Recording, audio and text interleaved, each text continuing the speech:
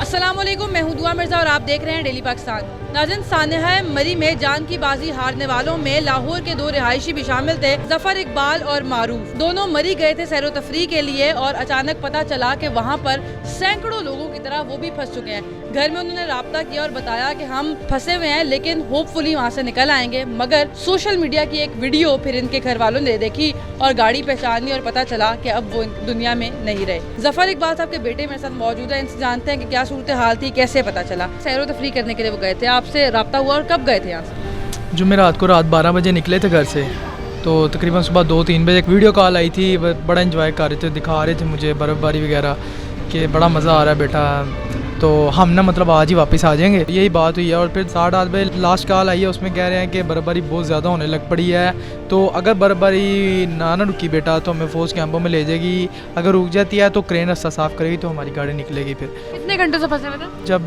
पहुँचे थे ना तब से वहाँ पे खड़े थे। अच्छा। मतलब 12-1 बजे से लेकर वहाँ उसी जहाँ से हिले भी नहीं। 7-8 साल हो गए, हर साल जाते थे ये तीनों ही जाते थे। अच्छा। तीनों ही जाते थे और इस साल भी गए हैं, तो वो सिर्फ अगले दिन मतलब बर्फ़बारी देख के आ जाते थे, लेकिन इस दिन नहीं आ पाए। वैसे आपने राब्ता भी नहीं किया, आप रिलैक्स थे कि निकल आएंगे और राब्ता कर लेंगे? हाँ जी, मुझे ये बस मैं इसी वजह से रिलैक्स था। जब आखिरी बात हुई वो बिल्कुल खैरियत से थे?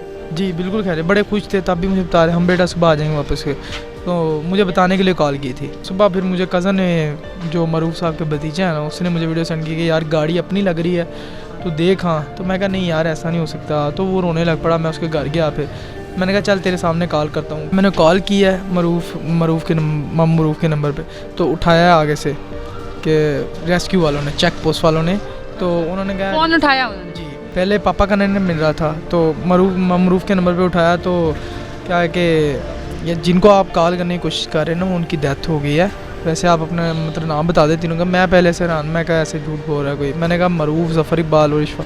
कहता भाई इनकी तीनों की डेथ हो गई है, आप अपनी मरी आके ना आप इनकी बॉडी रिसीव करें और बार बार इस नंबर पर कॉल ना करें। और बस ये बात हुई। मैंने पहले यकीन नहीं किया, 3-4 बजे कंफर्म हो गया था। तब वहाँ से 5 5 निकले हैं, यहाँ से चाचू वगैरह निकले हैं वहाँ के लिए, मतलब मरी के लिए, वो डेड बॉडी लेने के लिए। 5 बजे निकले, सुबह 5 बजे आए, तकरीबन 10-12 घंटे लगे इनको। पूरी सिचुएशन आपने देखी, आप चूँकि राब्ते में भी थे, किसको जिम्मेदार समझते हो? जी जिम्मेदारी है वो किसको ठहराए हैं, वो इंतज़ार करते रहे हैं बस।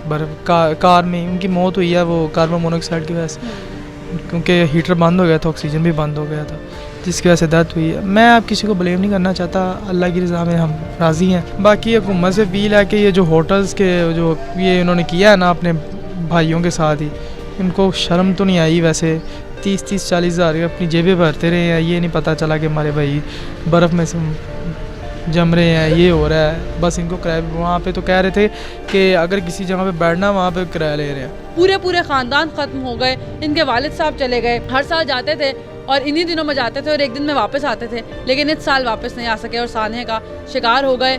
गवर्नमेंट को ये सोचना पड़ेगा कि जहाँ जहाँ नेग्लिजेंस है वो एक जुर्म से बढ़कर गुनाह है। एक और स्टोरी के साथ फिर से मुलाकात होगी। अल्लाह ने।